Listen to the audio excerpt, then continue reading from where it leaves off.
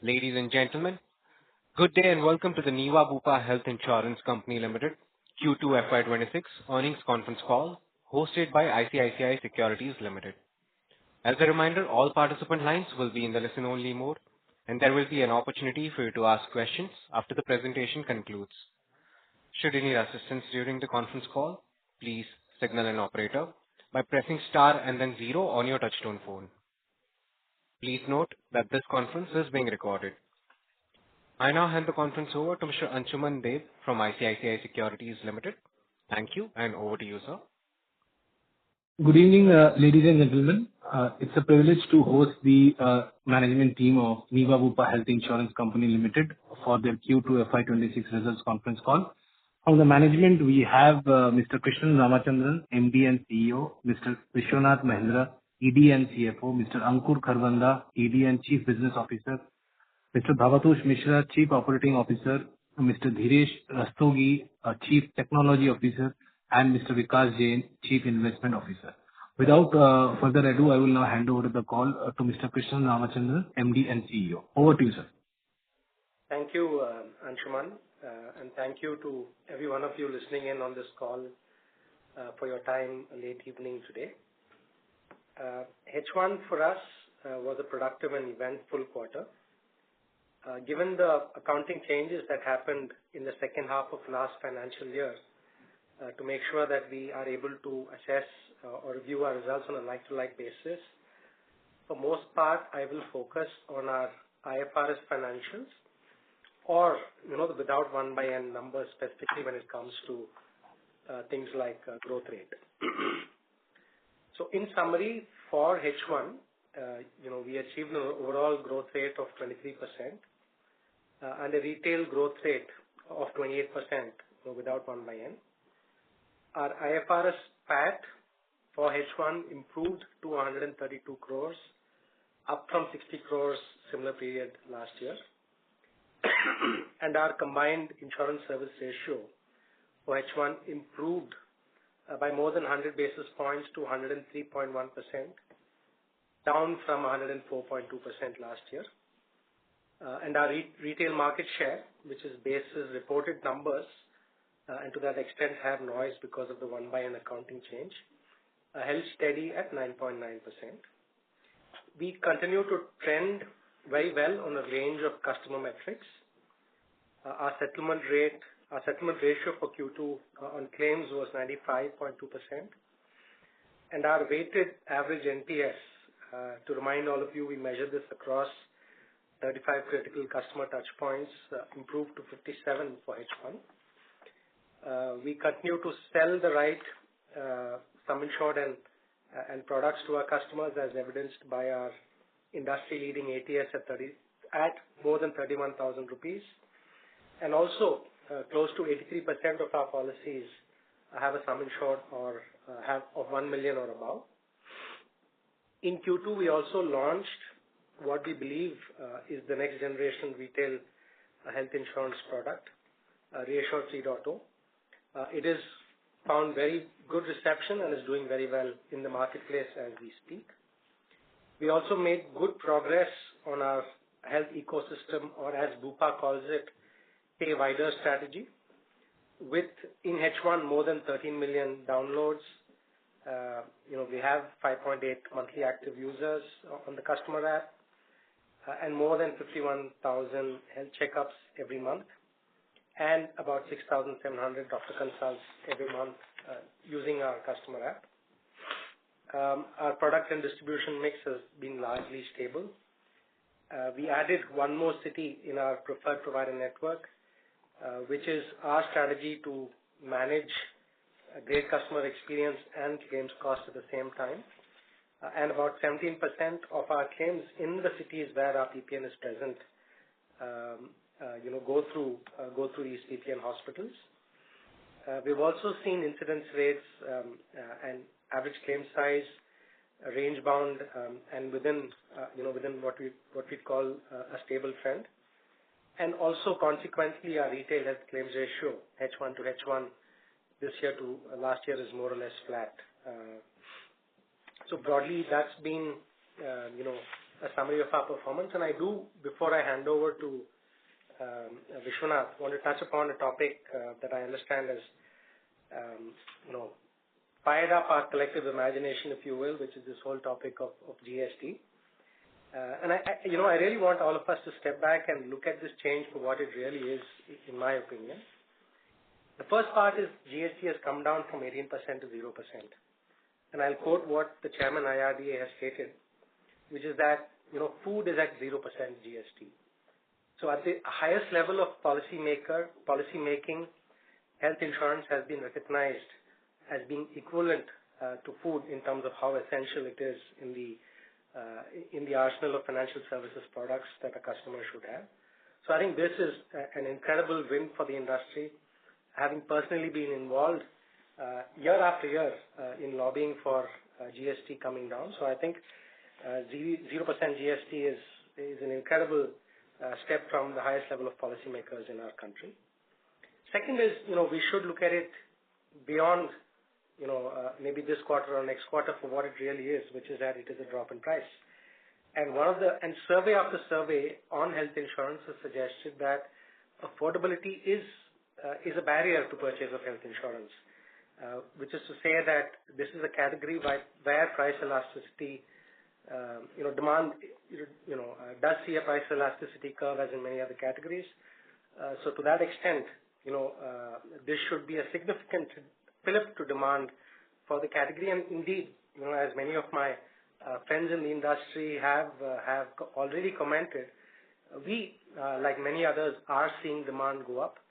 As a case in point, October, in spite of being a Diwali month, which is historically a low season for health insurance, we have seen very, very good uptick in demand. But I'm sure my colleague Ankur can talk more about that. Now, on the topic of ITC, what I can say is that today is when we process commissions. We have passed on commissions, but I think using the term passed on commissions is not reflective of our philosophy of what this change means for every stakeholder. We truly feel, or we truly believe it's a win for customers through lower price. We believe it's a win, or we believe and we will make this a win for our distribution. And we're confident that whatever income loss there is will be more than made up through increased volumes. And also, one of the other problem statements for the category is there is significant underinsurance. So the 18% fall in price, we should think about it in terms of what can we do to give customers more adequate insurance, both at the time of acquiring new customers as well as renewal. And all of these measures, we truly believe will make it a win for our distribution as well, in spite of ITC being passed on.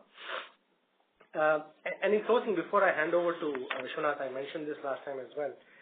There's been a lot of change in the last 12, 18 months, and change, necessarily has meant that all of our minds have been focused on the change. But I think now is the time for us to also step back and look at health insurance for what it truly is, which in our opinion, it is one of the few secular multi-decadal growth opportunities in our country. As I stated last time, we're very, very excited about this opportunity, and we are putting our investments where our mouth is, so to speak, right? So in distribution, for example, this year we have increased our headcount by more than 1,000 feet on street. We have set up an AI lab to explore many of the exciting capabilities that GenAI has to offer. And indeed, one of our customer projects got rated in the top 10 in the global ecosystem of Bupa. So this is something that we are very keenly invested in, focused on in terms of what it can do for our business, both from a sales, customer experience, as well as cost standpoint. And we've also gone live along with the launch of Reassure 3.0 with a modern microservices-based core system, which we believe will be transformational to us as we move along in terms of our ability to launch products and serve customers. So significant investments, we continue in making as a company to pursue the opportunity of health insurance. Growth with profit has been our mantra, and that's the journey that we've been progressing on. And this year is no different. Over to you, Vishwanath. Thank you, sir. Good evening, everyone. So following some of the financial highlights for H1 FY26, GWP for H1 is rupees 3,983 crore, registering a growth rate of 23% over last financial year on like-to-like basis, which is without 1/n impact. The profit under tax, the profit after tax under IFRS more than doubled from 60 crore in last financial year to 132 crore this financial year H1. Combined ratio for H1 FY26 under IFRS has improved by 105 basis point to 103.1%. While there is increase in overall loss ratio by 1.2%, this has been more than offset by reduction in expense ratio by 2.3%, resulting in improvement of combined ratio. The retail loss ratio, which was slightly elevated in last quarter, has also moderated to last financial year level of H1. IFRS basis retail loss ratio for first half in current financial is 68.1%, which is in line with last financial year H1 loss ratio of 68%. There is year-on-year improvement in expense of management ratio to the tune of 3.7%, with H1 EOM being 36.3% as against last year of 40% same period. This is mainly on account of following factors. One is decrease in gross commission as a percentage of GWP due to change in mix, etc. But most importantly, because of operating leverage, where the expenses have gone up by low single digit, GWP has gone up by 23%. For first half, the allowable EOM ratio comes to 35.8%. So actually is above allowed by 50 basis point. We are confident of bringing down EOM ratio within regulatory limit in the current financial year as per glide path submitted to the IRDAI. Annualized investment yield for H1 FY26 is 7.3% with AUM of rupees 8,482 crores. Solvency ratio is at a healthy level of 2.85x as on 30th September 2025. So this was an overview of H1 FY26. Happy to take questions.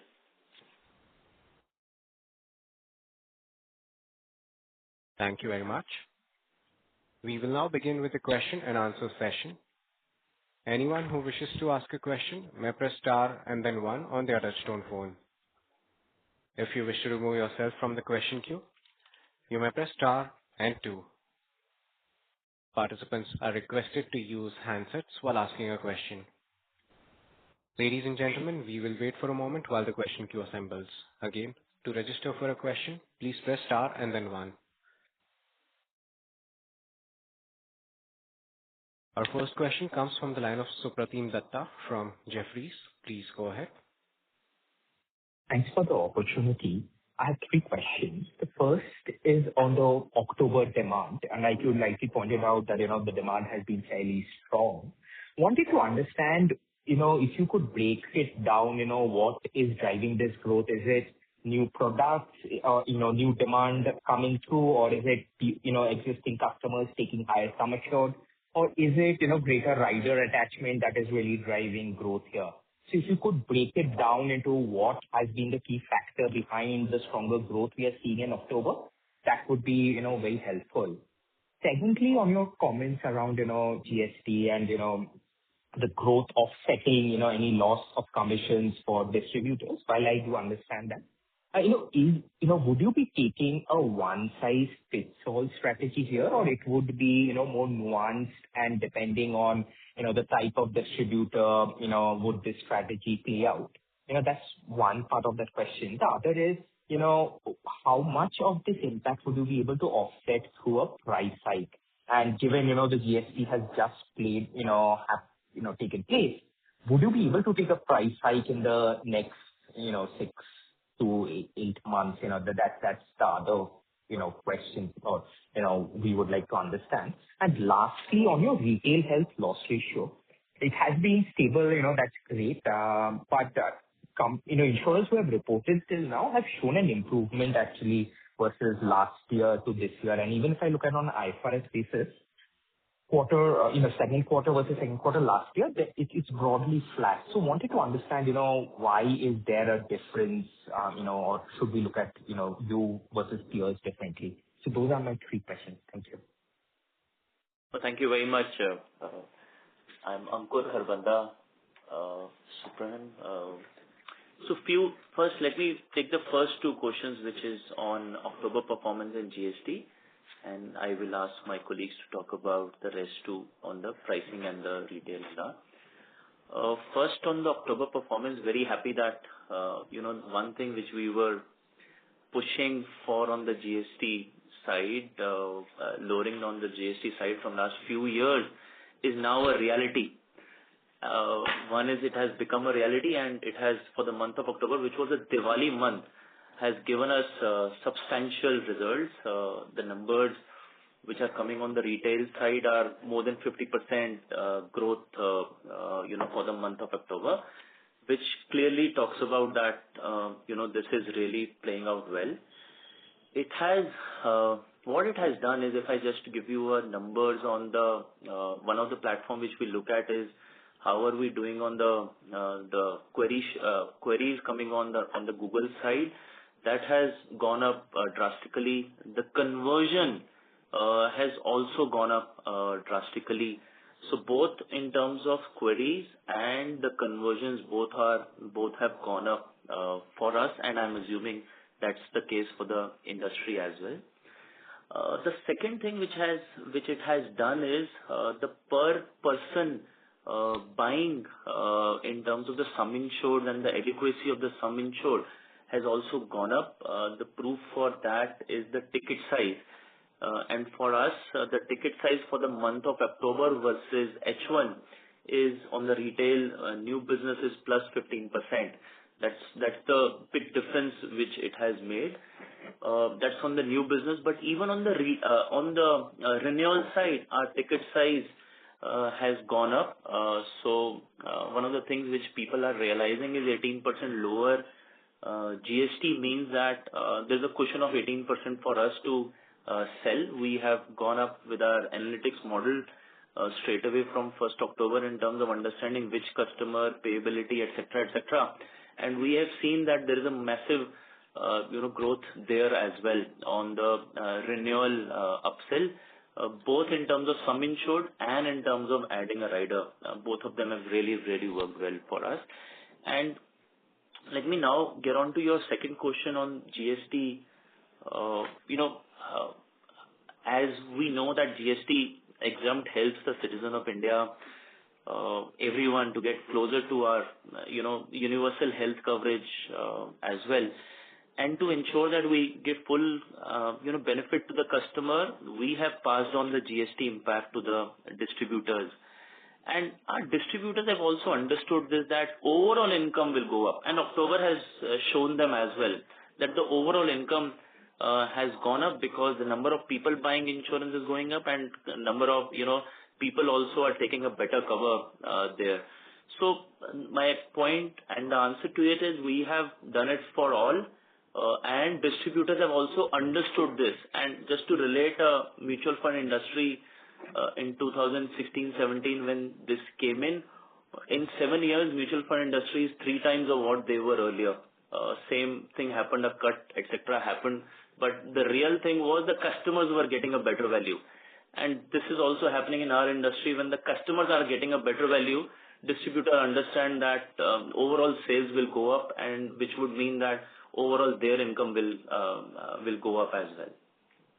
I would ask on the point on price revision, Supratim, given what we have seen and what Ankur said around volumes, we do not intend to take in a revision at least this quarter.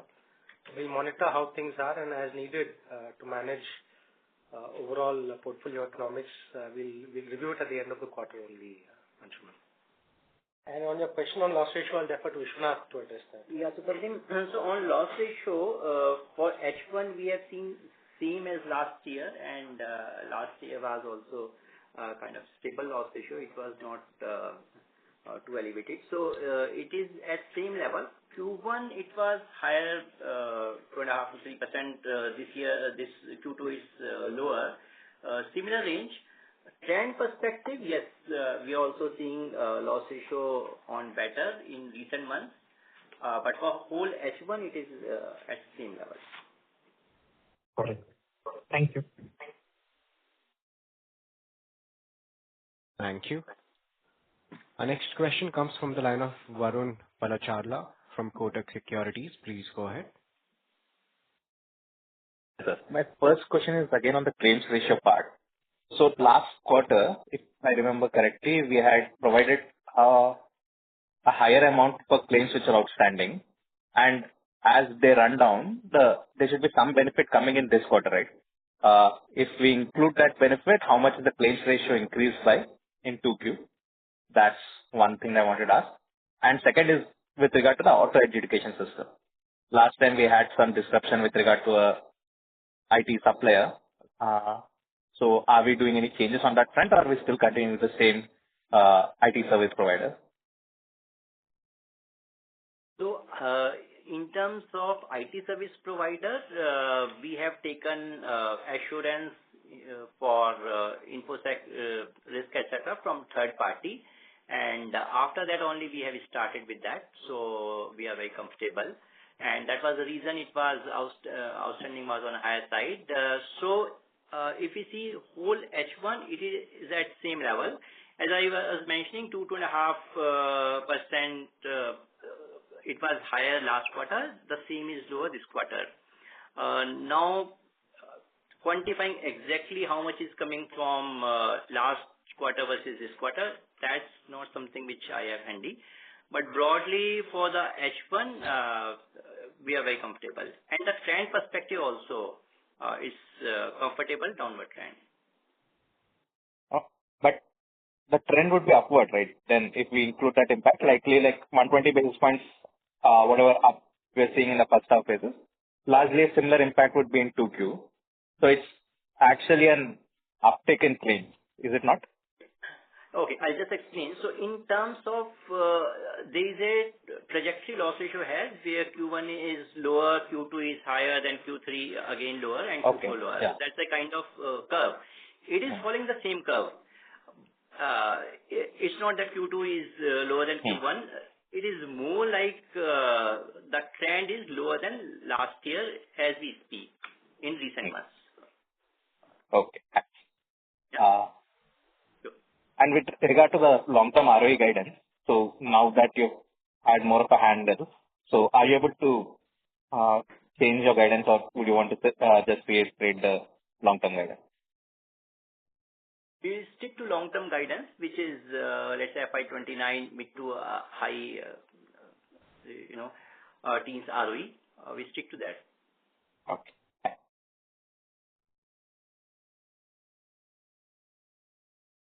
Thank you. Our next question comes from the line of Prayesh Jain from Motilal Oswal. Please go ahead. Yeah, hi. The first question is on the GST front, where you mentioned that the commissions you have kind of passed on to the distributors. So you are saying that the ITC impact would not be there at all for Niva Bupa. Is that the fair statement, or you passed on partially and there is some still impact which would come on the books for us? And if so, what would be the quantum of that? Yeah, thanks, Vesh, for asking this. Yes, we have passed down entirely to the distributor, and as I explained, the distributor has also understood this, that this is ultimately benefiting him because his income is going up. His income is not going down because volume is going up, ticket size is also going up. Right. And second is again, again on the loss ratio front, if you adjust for that first quarter kind of one-off, this seems to be much elevated than what we would have expected, right? So is that the benefit? Is there some pockets where the loss ratio have come in higher in some cohorts, or is the group business working against, or I'm talking about the overall loss ratio for the company level. That's what I'm asking. So do you think that the group business or any other place where you've seen some higher loss ratios? Sure, guys. So in terms of retail, as we explained, it is at same level as last year. Group, of course, is higher because of mix change. We talked about the one large group we have written, which has very, very low expense ratio. So in terms of overall, there is a 1.2% increase, and largely it is coming from group, and group is because of mix change, where group has gone up by 5 percentage points. So in that sense, you're right, this 1.2 is driven by group, and that is again more than offset by a reduction in expense ratio. That's why combined ratio is lower by more than 100 basis points.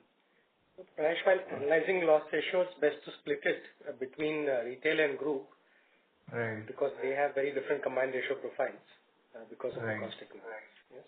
So retail, as Vishwanath said, is flat compared to H1 last year, and group has gone up because of certain large corporates. But obviously, there's been a relief on the expense side, because of which the combined ratio has come down overall.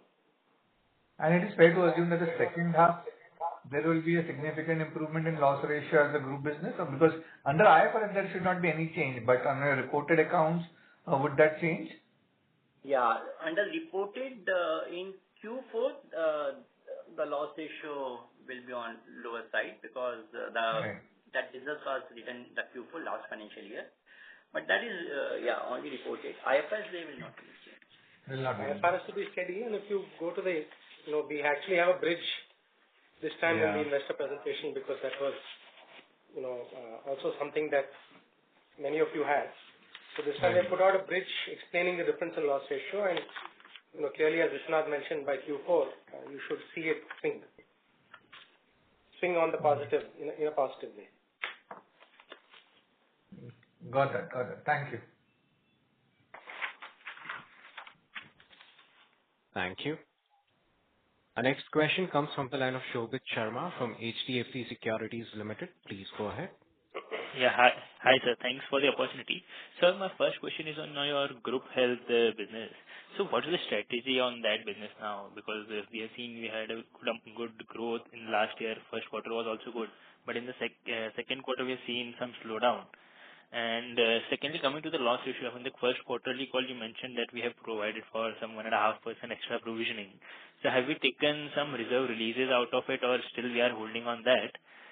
Now coming on to the expenses, there is some multiple increase in the business support related expenses, advertisement and publicity related expenses. How to read about it?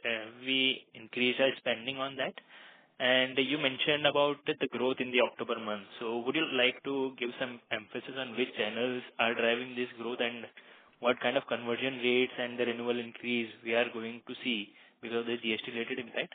And one important thing which I can note from your slide is the share of the direct business has come down by 2.5% on a YOY basis. So are we pushing more onto the more scalable, faster scalable channels, or what's our strategy on that? Yeah, thank you. So let me take the first one, which was on the group side. As you know, we have been selective. We have been looking at this channel as wherever we find opportunity, whereby the combined, we just don't, on the group business, we don't look at the LR, we look at the combined ratio. Wherever we feel that the combined is within our side, we do that. And that's where you have seen last quarter, last quarter, we have taken that basis opportunity there. And this quarter, we have not done that much. So we have been very selective there. On your question on, why is the direct business a little lower this one? This is largely an impact of 1/n. If you look at apple to apple, there is no difference between us, because our strategy remains the same on this side of business. We want to grow our direct, our digital business, in a better way, and we are really emphasizing on how do we grow that. And just to give you a good sense, our growth of business from our direct digital for the first half has been, very good, almost 1.5 time of our average growth of the organization. That's how we've been emphasizing on that. And one more question you had on October. On October. So channel by channel split, I would not get into the channel by channel split, but what I will tell you is this impact is in all channels, largely in agency and our digital business and digital partnerships. These are the three channels which has seen the maximum impact of this. Lesser impact in banks, because banks we do a large portion of our business is as considered as a booked under the group RUG rather than a retail platform there. So these are some of the pointers which I wanted to talk about. Yeah. And to be on other 2 points, loss ratio reserve we have largely released because now its auto adjudication is back. So that's on outstanding. And other question on advertisement, it really depends. It's never smooth across sequential quarter. Last quarter we had a new product launch, so we spend more on advertisement and publicity. Okay. Just 2 follow-ups. One to the Ankur. If you can give us some color on the renewal rates. Have you seen renewal rates increasing, because one of your peers have highlighted that they have observed some positive traction on that side. And Vishwa, one thing on the loss ratio, you mentioned that we have seen improving trend going the recent months. So is it particularly because of the lower incidence rate which you have been observing, or is it because of the lower average claim sizes? Yeah, that's it. On the let me first take on the renewal rates. Renewal rates have gone up for us. Specifically, last year to this year, it has gone up by 100 basis point more than that. Just for the month of October, this I'm talking about H1, but when I look at just for the month of October, it has definitely gone up much higher than that. Second point is, it's not just about the renewal rate, it is also the ticket size, which is the GWP which is coming from a renewal side. That has further gone up. So both impact put together, we definitely have a big upside coming from on the renewals, largely because of the cut in GST. Yeah, on loss ratio, actually, it is coming from a mix of both. Average claim size, medical inflation is also benign, and incidence rate also we have seen on lower side. Okay. Thanks and all the best. Thank you. Our next question comes from the line of Sanket Godha from Avendus Spark. Please go ahead. Yeah, thank you for the opportunity. Sorry, my question is again on group health. So group health, if you see without 1/N, for the half it is 13%, and for the quarter it is 6% year-on-year.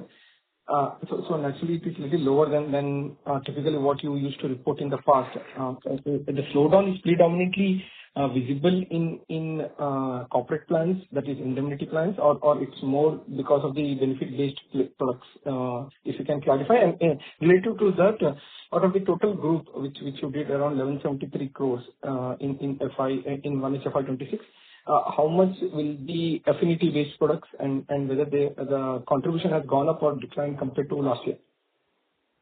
Yeah, I'll talk about the first part. This is largely on the corporate group, whereby, as we said, that our strategy has always been be selective. Wherever you are able to get a good client basis, the COR calculation, not the LR, but the overall calculation, then only we are picking that. That's the point there. Let me ask Mr. Krishnan to talk about the second question. Sanket, in terms of overall group, roughly in the past also we mentioned of the 30-odd%, that's overall group. Roughly it's 1/3, 2/3 in terms of the split, and that broadly, maybe has shifted. Broadly has been the same. Although the growth has slowed down, but given some of the large corporate business that we wrote, that's broadly stayed the same from an earnings standpoint. Yes. No, so Krishnan, the reason I was asking is that if the mix remained broadly the same, then even your highly profitable benefit-based plans have grown in low teens. So that's the reason I was asking that question.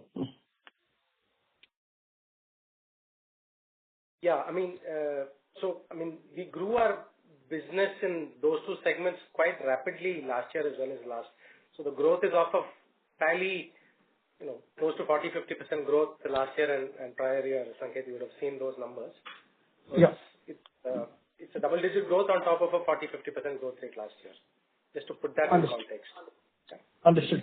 No, so maybe sorry to harp on that point, but just wondering whether the we know that the multi-line companies are paying on N basis on commission, but we moved to 1 by N strategy.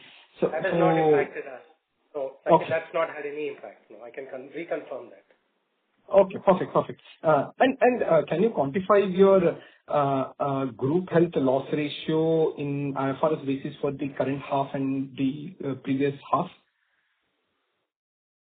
Actually, that's not something we publish, but I think you gave it last time, Vishwanath, that 61% was 1Q FY26 group health loss ratio, and 68 was retail, and blended it was 66.8.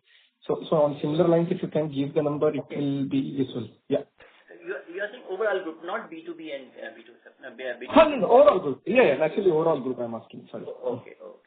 So this H1 we have overall 65.9%, where 68.1 is retail and 60.9. So roughly 68 retail, 61 group.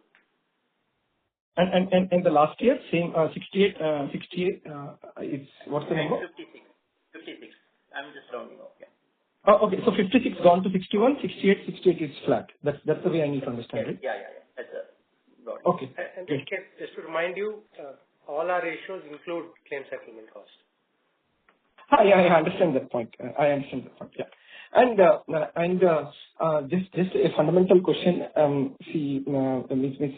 IRDA probably allowed or in one of the circulars said that or master circular said that your pricing based on claim experience or discount given to the customer based on the claim experience can be implemented. One of your peers have implemented that to 30% of the portfolio. Just wanted to understand where we stand and whether the incremental pricing, what we do for the portfolio, whenever we will do it, will we follow this approach consistently? So Sanket, as we have mentioned in the past as well, the regulations permit favorable claims experience discount. Mm-hmm. In our case, favorable claims experience and experience basis, for example, if somebody does on an average 10,000 steps daily and records it on our customer app, they become eligible for as high as 30% discount at the time of renewal. So, we continue to implement both of these, when we reprice our products or when products come up for renewals, as the case may be. Okay, but we don't have cohort-based pricing. Is it fair to understand? But basically, if it's an same age bracket, one has a little higher loss ratio and some other guy has a little lower loss ratio. So the price hike, despite suppose morbidity is being same, will he experience a differential pricing, or we don't have a cohort-based pricing? It's based on what you said, the softer points like steps covered and all those things. And also favorable claims experience discount, right? I mentioned both. Okay. We have favorable claims experience discount as well as, other health parameters. So it's not just the hospitalization parameter, but other health parameters to broad base the kind of discounts we give our customers. Essentially, for people who have been healthy, the idea is to encourage them through premium discounts. And will you be okay to quantify how much % of the portfolio follows this approach of pricing? We can probably take that offline, Sanket. Okay, perfect. And the last one means the retail health growth has been very solid for us compared to the industry being little muted, even on N basis. So just wanted to understand any color you want to give on porting policies and what percentage it contributes to total premium or total GWP in first half. So broadly, the Potent percentage has been stable, Sanket. If anything, it's probably come down. I think in the past we have guided between 20 and 25% is where our potent has been, and it's actually it's been range bound in that level only. And the growth has actually, let me sort of address another aspect, right? So we said broadly our retail health has grown 28% for H1 in GWP terms, and I would say 6-7% of that has come from value growth, and the balance has actually come from volume growth. So close to 20% of the growth has been lives growth, and the balance has come from ticket size improvement. Okay, understood. That's it from my side. Thank you very much for the answers. Thank you. Our next question comes from the line of Uday Pai with Investec. Please go ahead. Yeah, thanks for the opportunity. Just one clarification question that the pass on to distributors, is it implemented for the full quarter or Q3 will still have some impact of GST? Just one question from myself. We've done it effective October 1. Okay, so Q3 should not have any impact of this, right? It should be a clean quarter from GST. That's correct. Yeah. Yes. Thank you. Thank you. Our next question comes from the line of Rachna K from SIMPL. Please go ahead. Hello, am I audible? Yes, you are. Yes, you are audible. Thank you for the opportunity.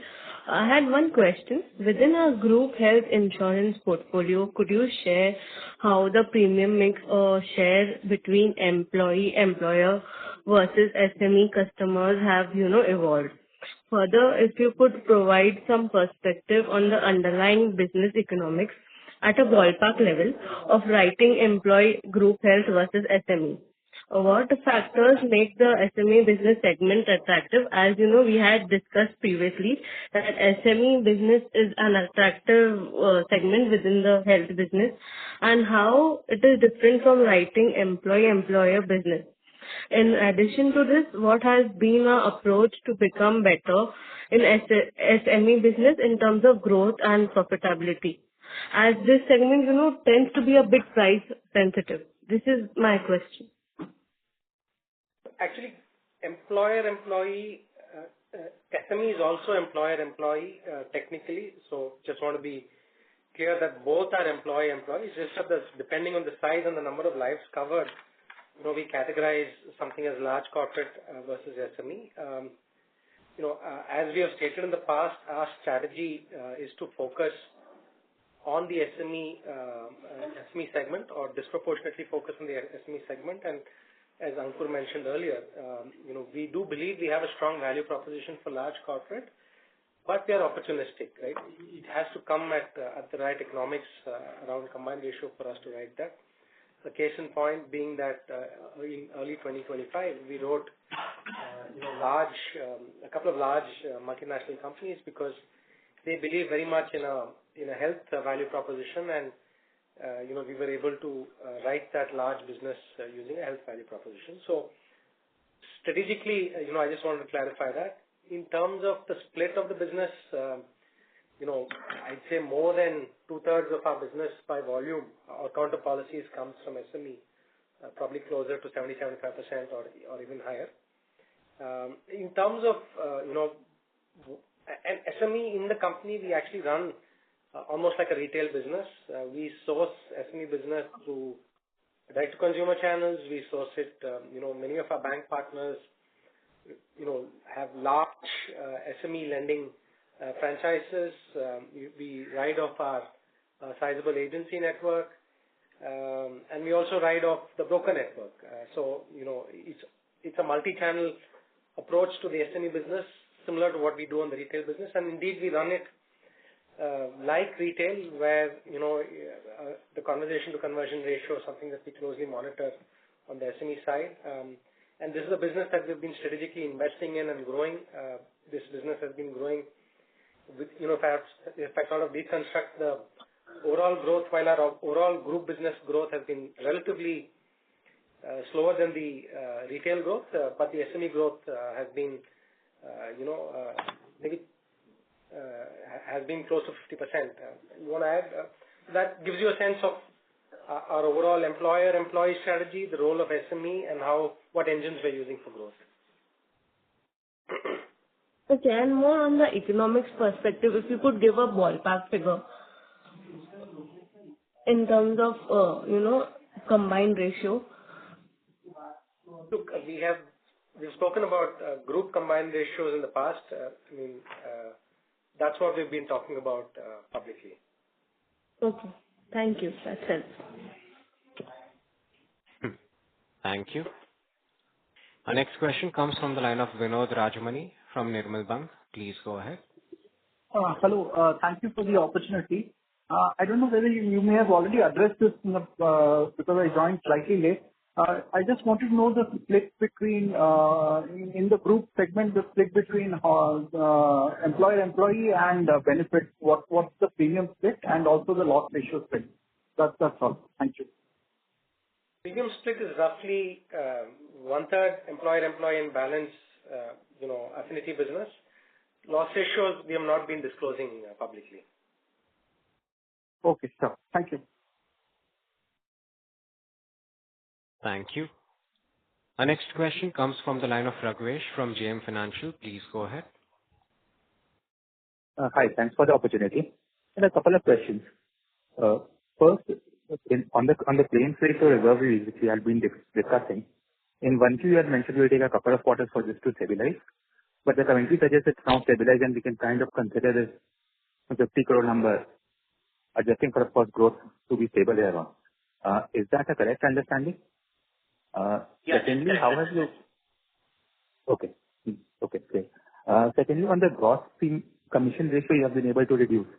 So, any specifics you would like to give in terms of what channels have contributed to this, or there's a change in mix somewhere that we are missing? No major movement in channel. It has more to do with the mix change. Okay, so the entire employer-employee is becoming larger. Is that the reason? Employee, new renewal, all those kind of mix changes. Okay, and finally, from October, the entire asset about 1/n and n goes, or is there something residual which will still be coming and we'll have to look at another like-to-like growth number? What is published monthly is the like-to-like?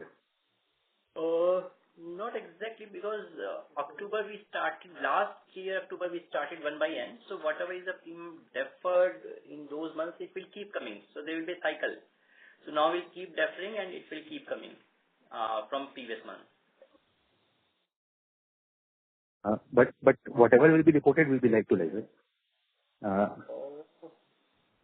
So last financial year in those months, the previous financial years deferred will not be there, but this financial year, these months will have deferred coming from previous financial year. So it will be slightly higher than what will be there. Yes. Okay, got it. Thanks for the answers. Thank you. Our next follow-up question comes from the line of Sanket Godha from Avendus Spark. Please go ahead. Sorry thanks for taking my questions again. Ishwanath or Krishnan, if you can answer. See, the clawback in the or reduction in the commissions is probably maybe 65-70% or 70-75% of your cost. Rest of 2/3 cost, excluding the non-employee cost, still will have some GST implications with no input credit availability. Do you think this will have an implication on overall core or profitability in second half onwards? Or do you think it will be more than compensated by, say, better renewals or ticket size increase or higher sum assureds, which invariably will have lower loss ratios? Just on that point, if you can qualitatively address, it will be useful. Sure, Sanket. So, you're right. There will be some cost items, overhead items, where there will be GST and input tax credit will not be available. One is we are looking at each and every item in detail and identifying if we can renegotiate, reduce, etc. on those cost items. Still there will be some residual, but that will be more than compensated by few items, few you mentioned, and there's another additional item, where in terms of claims, the GST on pharmacy or medicines has been reduced. So that's also something which will help us. So overall, we feel that there will not be any negative impact. Understood. Perfect. And one more thing, means if I look at your ticket size numbers, average ticket size per policy for 1H to 1H and for both agency and overall, there is a kind of 12 to 13% decline, even if I do that math on 1/n without 1/n basis. So any reason you think it has happened, or is it because incrementally distributors are selling less long-term policies and that's getting reflected in the ticket size? Sanket, there's no reduction. Without 1/n metric, we have given in slide number 8. So if you see GWP per policy sold by agent, so it says 25,108, 25,215. So it's marginally high. So probably you are looking at another slide where there is reduction, and that's coming because of 1/n impact, and that will also get addressed from next quarter onwards. Okay, understood. Sorry, maybe I looked at a wrong slide. You're right. Yes.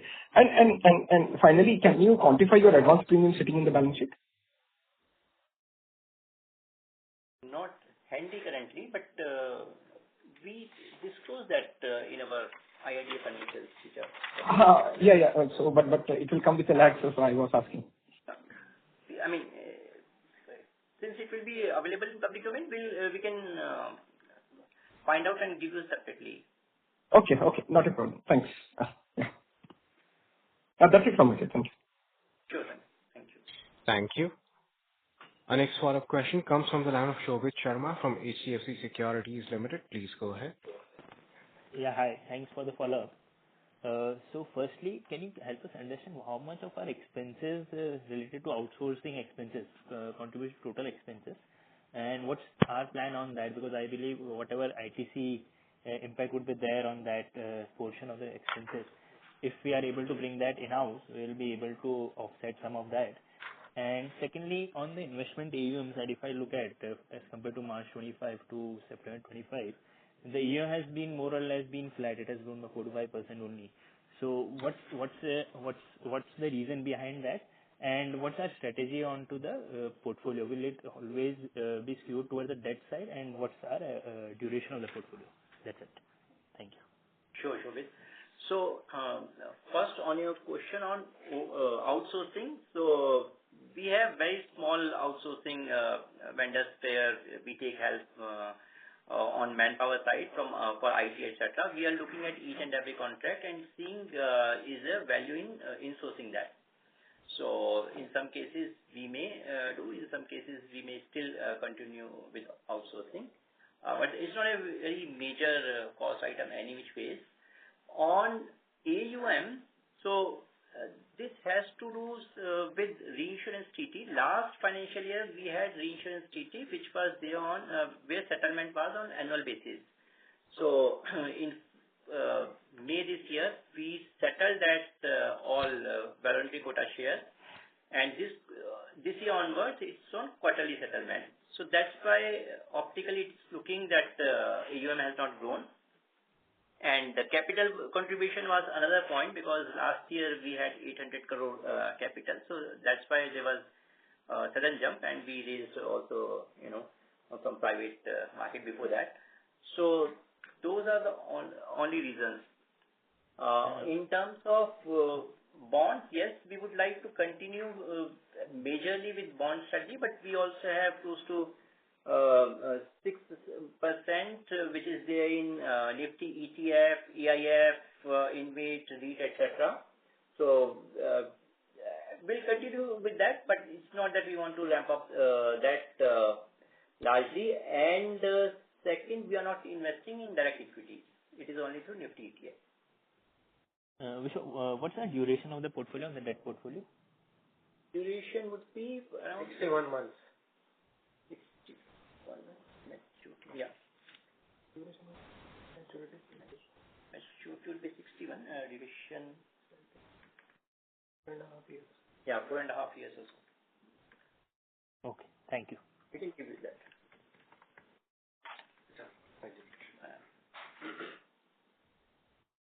Thank you. Our next question comes from the line of Kushagra Goel from CLSA. Please go ahead. Hi, sir. Thank you for taking my question. Just one question. So there was earlier we had a news article, right, that the General Insurance Council was. Your voice is not very clear. Hi, sir. Is this better? This is slightly better, but if you're using a speakerphone, may we request to use the handset, please? Sure. Is this better now? Yes, Hello? please go ahead. Yeah. So just one question. If there is any update regarding the negotiation which was happening between the insurance industry body as a whole with the hospital in terms of keeping your expenses or the sort of harmonizing the expenses which are being charged. So if you can give some update on that, because there was some recent news also on this front. Yeah, no, I think I'll give a broader update on three big industry initiatives. Yeah. One is an awareness campaign where, as I updated last time, as an industry, we have committed to a sizable spend every year for the next 3 years. I think we had the second burst of that campaign happen during Q2. Second is on the common empanelment initiative. It continues apace. I think we have close to 3,500 or 4,000 hospitals that have applied, under common empanelment. The third, maybe I can request Dr. Bhabatosh to talk about the work that we're doing specifically around standardization, which is also a powerful lever, to control claims cost. Yep. So a lot of focus on standardization of protocols as well. For seven kind of conditions and more than 10-12 diagnosis codes, a standard protocol indication for hospitalization has already been adopted largely by all five players and increasingly by the entire industry for health insurance. This is an initiative where more conditions are being added as we speak, and there is significant not just push but endeavor to standardize these protocols of indication for hospitalization and treatment as well, including position statement that is already underway, led by General Insurance Council on behalf of the industry. Got it. Thank you. And Shobik, to your question on duration, it is 4.5 years. Thank you. Our next follow-up question comes from the line of Supratim Datta from Jefferies. Please go ahead. And thanks again for taking my question. One, just wanted to understand what is the GST impact this quarter? Because I understood that your renegotiated rate started from 1st October. So just wanted to understand what was the impact this quarter. And secondly, wanted to understand what proportion of your GWP currently comes from narrow network products and how are you seeing that grow over the next 2 to 3 years? Thank you. GST is not major. It's 5-8 crore. Okay. And narrow network is still early days. It's probably in the single digit on new sales. But keeping aside that, the preferred provider network that we are executing on quite aggressively, which is now there in 44 cities. I think about 16-17% of our claims in those cities go through the PPN network. The objective is the same, except that one is achieved through the product and the other is achieved through communication, providing superior benefits, working with our distribution, and nudging customers, better experience, nudging customers to go into the PPN. And how is the claim experience different in a PPN versus non-PPN? As in, the loss ratio? Loss ratio. Did I get it right? The difference in loss ratio between PPN and non-PPN? Yeah. That is not what we publish in public domain. But look, broadly the price difference on a like-to-like basis and broadly, there's difference of about 10 to 15% PPN versus a quaternary tertiary care facility. Yeah, in terms of the average claim cost for like-to-like treatment, definitively the PPN is, as mentioned, 10 to 15% or perhaps a little lower in that range. However, you cannot also compute loss ratio at a provider level or a cohort of provider levels, right? Given the calculation of loss ratio is claims upon earned, you can't compute earned for a set of providers, right? So that's not something that is even computable. Got it. No. This is good. Okay. Thank you. As there are no further questions from the participants, I now hand the conference over to the management for closing comments. No, thank you everyone for your patient hearing and your questions. Let me just close by saying that we continue to be super excited about health insurance. Specifically, retail is a big focus area for us, and we are continuing our journey of investing and growing the business in a profitable, valuable way. Thank you. Thank you. On behalf of ICICI Securities Limited, that concludes this conference. Thank you for joining us, and you may now disconnect your lines.